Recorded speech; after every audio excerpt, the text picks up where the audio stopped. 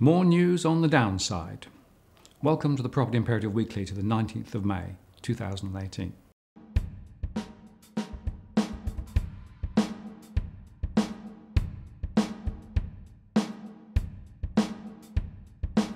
Hello again, I'm Martin North from Digital Finance Analytics.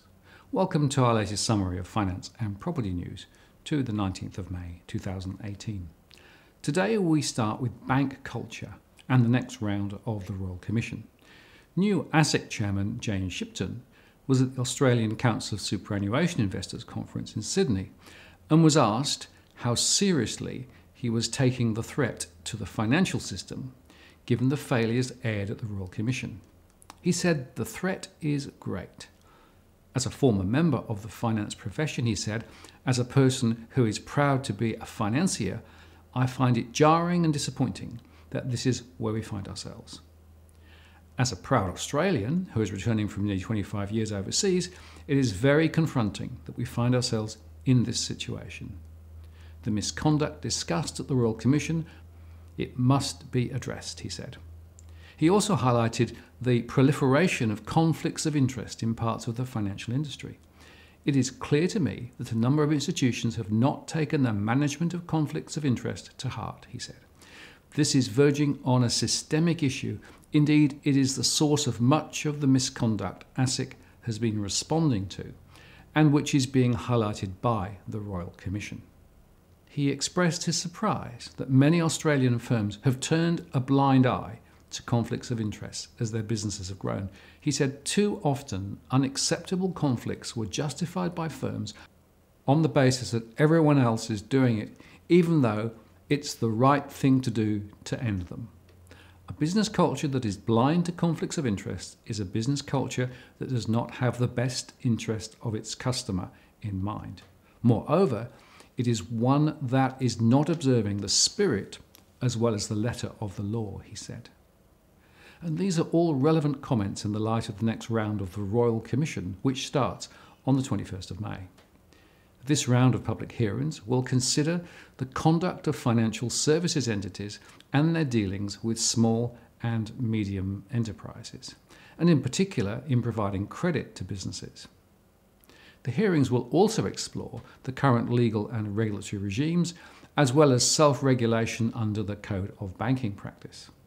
And they're going to use the same case study approach.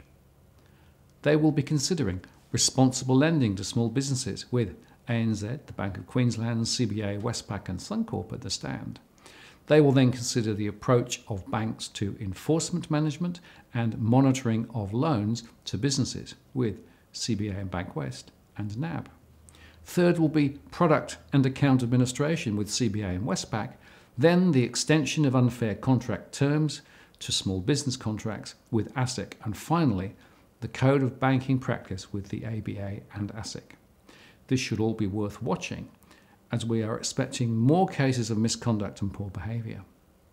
Our small and medium business surveys highlight the problem many businesses have with getting credit and being treated fairly. And there is a link below if you'd like to grab a free copy of our report. So now to the statistics.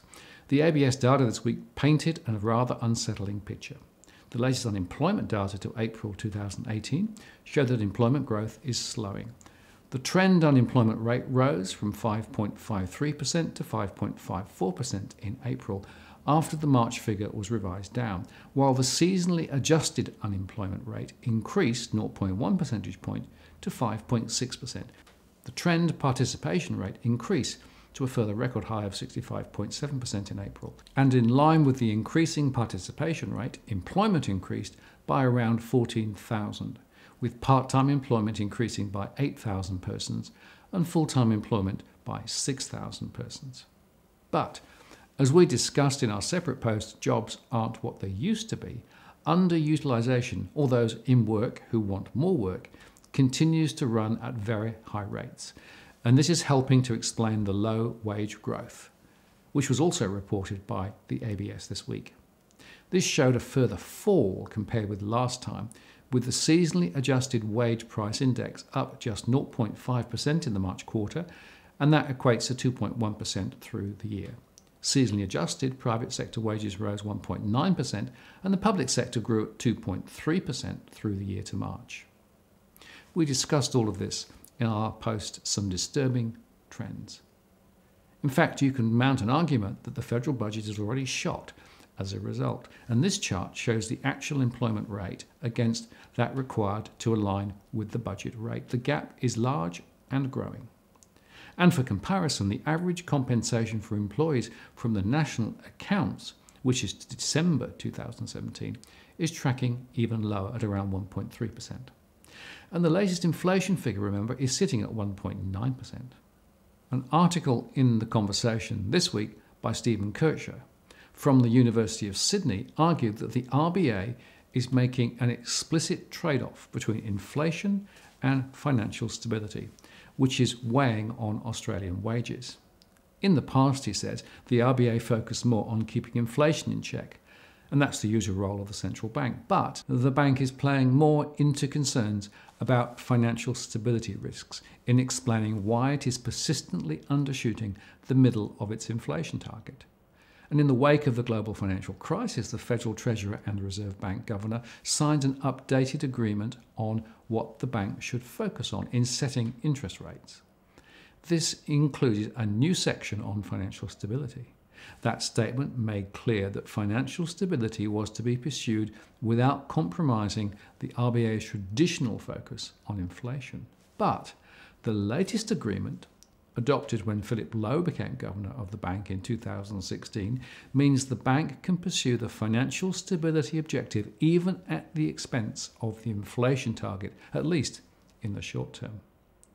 And he concluded that when the RBA governor and the Federal Treasurer negotiate their agreement on monetary policy after the next election, the Treasurer should insist on reinstating the wording of the 2010 statement that explicitly prioritised the inflation target over financial stability risks. If the RBA continues to sacrifice its inflation target on the altar of financial stability risks, inflation expectation and wages growth will continue to languish, and the economy will underperform its potential.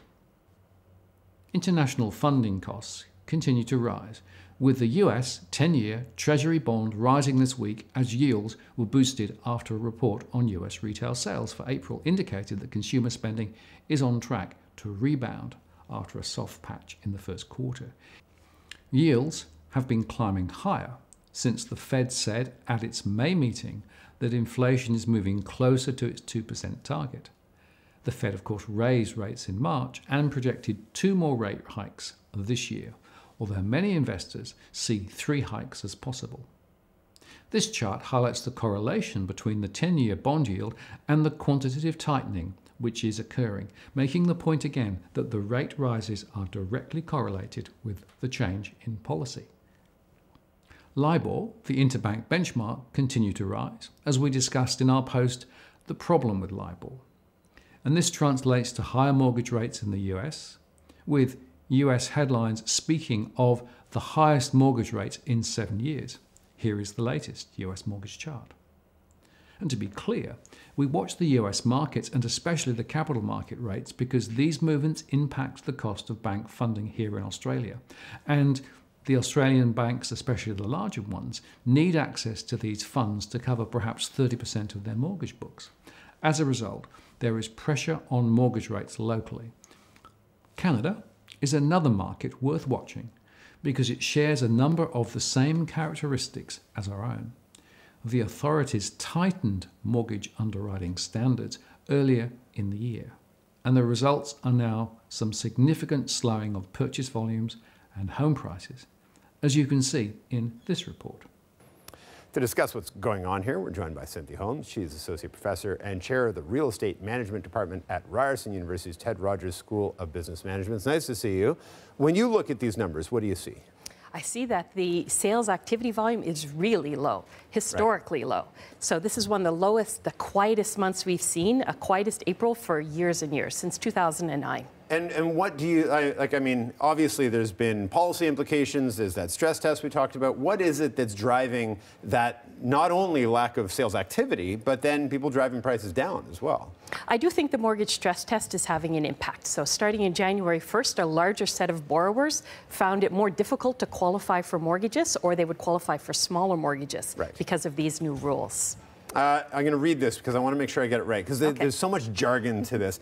The average price of a home fell by 11%. That's compared to 2017. Yes. How much of that reflects the actual home-to-home comparison, and how much of it reflects, well, people were buying different kinds of homes, smaller homes, whatever it may have been? I think it's important to recognize that smaller homes are transacting now, partly because of the mortgage stress test. So all of us, when we go in to qualify with a bank, now that the stress test reduces the amount we can borrow, we have to turn to smaller homes like condominiums or townhouses because we can't qualify for such a big mortgage.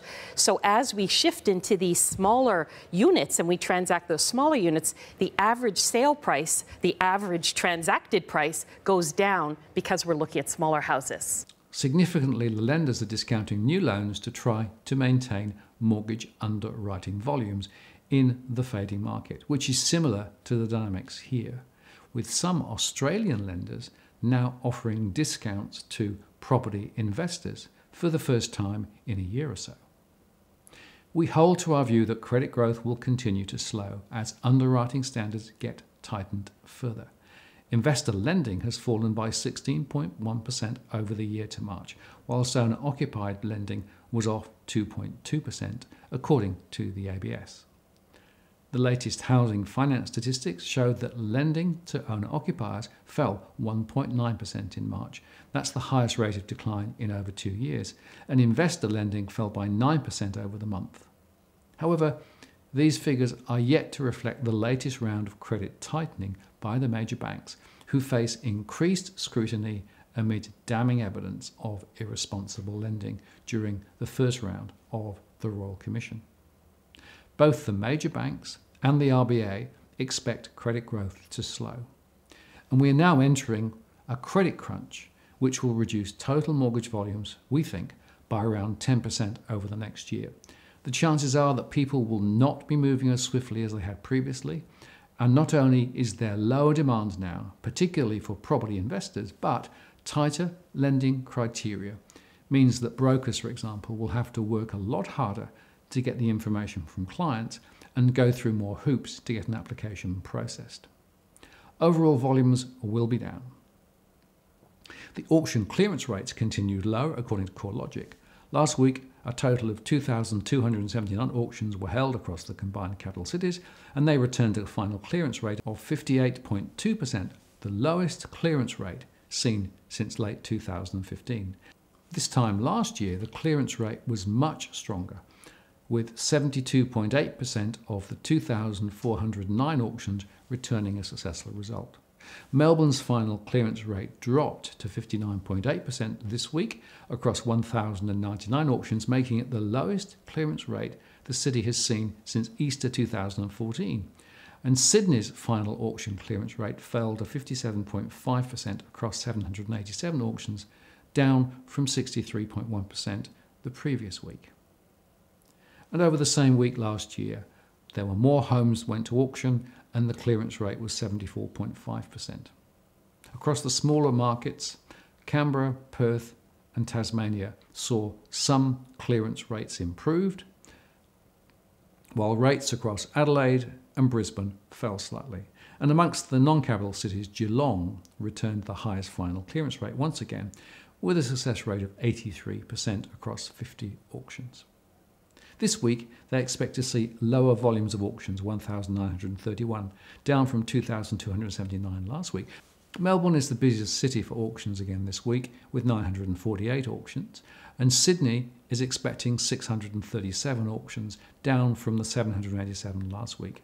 Adelaide and Perth are expecting to see a slight increase in auction volumes this week, with Adelaide tracking 102 auctions, while Perth currently has 43 scheduled, up from 40 last week. In terms of home price movements, prices are continuing to fall in all states last week, according to the CoreLogic indices, other than Adelaide, which was just a tad higher. Perth fell the most, down 0.11% in the week, followed by Sydney down 0.10%. The year-to-date movements and the rolling 12-month view shows that Sydney is leading the way down. And as we've said before, we think that Melbourne is 6 to 9 months behind Sydney. But remember that the latest spate of lending tightening has yet to work through, so we expect prices to continue to fall. Of course, prices are still well above those from the previous peak, with Sydney still up 60% and Melbourne up 44%. However, Perth is down 7% and the overall average is 37% higher. Finally, the Australian Financial Security Authority released the personal insolvency activity statistics for the March quarter 2018. In state and territory terms, personal insolvencies reached a record quarterly high in Western Australia at 1,020 and the highest level since the September quarter 2014 in New South Wales at 2,372.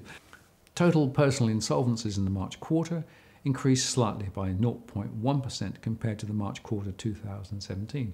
And we discuss all of this data in more detail in our video, Some Disturbing Trends. Given all the data we've discussed today, we expect the insolvencies will continue to rise in the months ahead as the impact of flat incomes, rising costs, and big debt continues to press home. If you like what you've seen here today, please like the post and add a comment or a question. I do read them all. And if you want to join the growing band of subscribers who receive alerts when we release new posts, do subscribe now. And if you've already subscribed, many thanks. I really appreciate your support and participation. I'm Martin North, the Principal Analyst at Digital Finance Analytics. Many thanks for watching, and I'll see you next time.